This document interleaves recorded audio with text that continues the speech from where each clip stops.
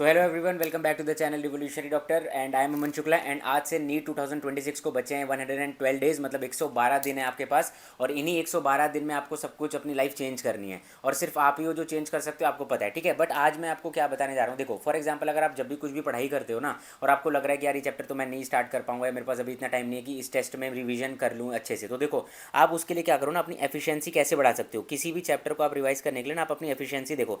For example, अगर आप कोई बायोलॉजी का चैप्टर है, ठीक है, तो बायोलॉजी का चैप्टर में आप ट्राई करो, अगर आपके पास आधा घंटा जैसे रहता है दिन में, आप जैसे सोच रहे हो, बस ओवर थिंकिंग करे जा रहे हो, तो आप कुछ मत करो। जैसे जो चैप्टर्स होते हैं, जैसे बायोलॉजिकल क्लासिफिकेशन है, तो बायोलॉजिकल क्लासिफिकेशन के आप एग्जाम्पल्स याद कर लो। मतलब आप ट्राई करो कि बायोलॉजी में आप अगर खाली टाइम बैठे हो तो आप उनके एग्जाम्पल्स याद करो। तो एग्जाम्पल्स याद करने से क्या होगा ना, क्योंकि एग्जाम्पल्स आते हैं, अच्छे खासे क्वेश्चन आते हैं एग्जाम्पल्स पे।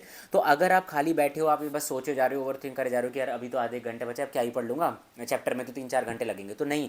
आप अपना थोड़ा पर्सपेक्टिव चेंज करो, व्यू अपना चेंज करो थिंकिंग का, कि मुझे कैसे आगे बढ़ना है, अभी जो बचा हुआ टाइम है ये बहुत हेल्पफुल होने वाला है। फॉर एग्जाम्पल, अगर मैं अभी खाली बैठा हूँ, मेरे पास आधा घंटा है, ठीक है, तो मैं उसमें क्या कर सकता हूँ। अच्छा, आप ये करो कि आप बायोलॉजिकल क्लासिफिकेशन ले लो, चैप्टर आपने पढ़ ही लिया है, नोट्स आपने बना लिए हैं, तो उसके आप एग्जाम्पल्स याद करना स्टार्ट कर दो, लिख लिख के। और आप कुछ मत करो, उसको शॉर्ट नोट्स में कन्वर्ट कर दो, कि सारे एग्जाम्पल जितने भी क्राइजोफाइट्स, जैसे जितने भी प्रोटिस्टा, जितने भी फंजाई, वायरस, प्रोआयंस, इन सब के जितने भी एग्जाम्पल है, उनको आप एक पेज में लिख दो, वो आपके शॉर्ट नोट बन जाएंगे। अभी जैसे ही शॉर्ट नोट तैयार हुए ना, तो आप इनको, आपको हेल्प ही तो हुई ना, आप ऐसे थोड़ी एकदम वेस्ट है, नहीं।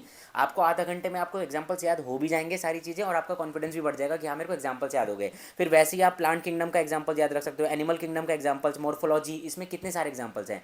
तो जब भी आपके पास अगर ऐसा लगे कि यार अभी तो आधा घंटा बचा है, रात हो गई, सोने का टाइम हो गया है, तो आधे घंटे आप ओवर थिंकिंग में वेस्ट करने से अच्छा है आप ऐसे टाइम को निकालो, 10-15 मिनट ऐसे बचे बचे छोटे छोटे टाइम को निकालो, ताकि आप अपना एफिशिएंसी बढ़ा सको। एफिशिएंसी मतलब आपके मार्क्स बढ़ेंगे इन सबसे। आप केमिस्ट्री और फिजिक्स में भी कर सकते हो, जो फार्मूलेज रिवाइज कर सकते हो छोटे छोटे, है ना, उसको ट्राई करो कि एक शॉर्ट नोट्स कन्वर्ट कर लो, कि फॉर्मूलेज ही लिख दिए, फिजिकल केमिस्ट्री के, ऑर्गेनिक केमिस्ट्री की छोटी छोटी रिएक्शंस याद कर सकते हो, जो आपको लग रहा है कि हाँ जल्दी हो जाएंगी। बट आप मेन फोकस रखो बायोलॉजी के एग्जाम्पल्स पे, कि वो आधे आधे घंटे या 15-20 मिनट में एग्जाम्पल्स पूरे चैप्टर के आप रिवाइज कर भी सकते हो, क्योंकि आपने पहले भी पढ़ा है। बट पूरा चैप्टर रिवाइज करना थोड़ा सा मुश्किल हो जाता है, क्योंकि उसके लिए कम से कम 2-3 घंटे चाहिए। बट अगर आपने अच्छे से रिवाइज करा है तो आप एग्जाम्पल्स उसके याद कर सकते हो, या अगर थोड़ा रिवाइज नहीं गए अच्छे से तो आप उसके एग्जाम्पल्स याद कर लो, फिर आपका कॉन्फिडेंस ही आएगा, बढ़ेगा, ठीक है।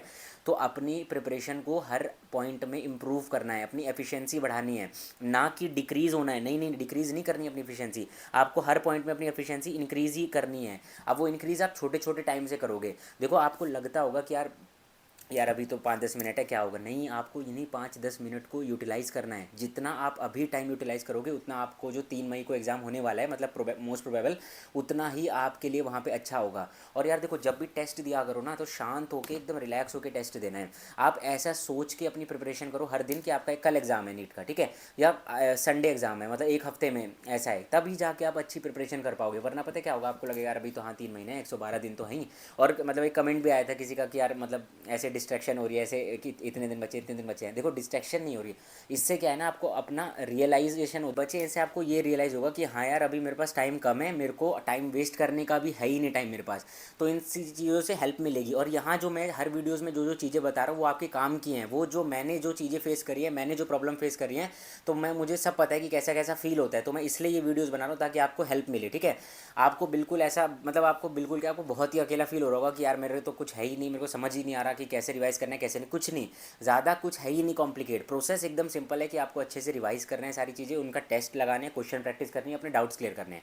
और अब जो टाइम बचा है वो एकदम एंड टाइम है, और उसमें अगर अभी नहीं करोगे तो आपको ही प्रॉब्लम होनी है। और अपना हर एक टाइम यूटिलाइज़ करना है। तो आज की वीडियो में मैंने आपको यही बताया कि आप अपनी एफिशिएंसी कैसे बढ़ा सकते हो। जहाँ आपको लगे कि हाँ 15-20 मिनट है, आप या ट्रैवल कर रहे हो, कहीं दूर जा रहे हो, तो फ़ोन में रखो सारी चीज़ें, है ना, फ़ोटो खींच के रखो कि हाँ मैंने शॉर्ट नोट्स बनाया था, मैं फटाफट उसको रिवाइज कर लूँगा, ठीक है। अगर आप ट्रैवल कर रहे हो, कि आप कोचिंग सेंटर जा रहे हो, कहीं और टेस्ट देने जा रहे हो, तो वो जाने आने का टाइम भी यूटिलाइज़ करो। ऐसा नहीं है कि आप सिर्फ कॉपी पेन लेके बैठोगे तभी आप पढ़ोगे, नहीं, अपना माइंड फोकस्ड रखना है नीट को लेके 24 आवर्स, मतलब जितना आप जग रहे हो, जब तक आप जग रहे हो तो आपके माइंड में मोस्टली पढ़ाई ही रहनी चाहिए। कभी कभी नहीं प्रैक्टिकल पॉसिबल है, प्रैक्टिकली है ना, बट आप अपना अगर मूड फ्रेश करना है तो थोड़े बहुत गाने सुन लिया करो, या कहीं बाहर मतलब इतना नहीं जाने की ज़रूरत है, क्योंकि फिर टाइम वेस्ट होगा आपका, 1.5-2 घंटे ऐसे ही चले जाएंगे दिन के। तो ट्राई टू अवॉइड। और अगर आपको दोपहर में स्लीप आ रही है, नींद की सबसे बड़ी दिक्कत होती है कि लोग 2-3 घंटा फिर ऐसे ही ख़राब कर देते हैं कि अभी मैं 15-20 मिनट में उठ जाऊँगा, 1 घंटे में, फिर ऐसे हो जाता है। तो वो ट्राई करो कि अवॉइड करो आप स्लीप, क्योंकि या तो 15-20 मिनट सो, या तो आप क्वेश्चन प्रैक्टिस करो।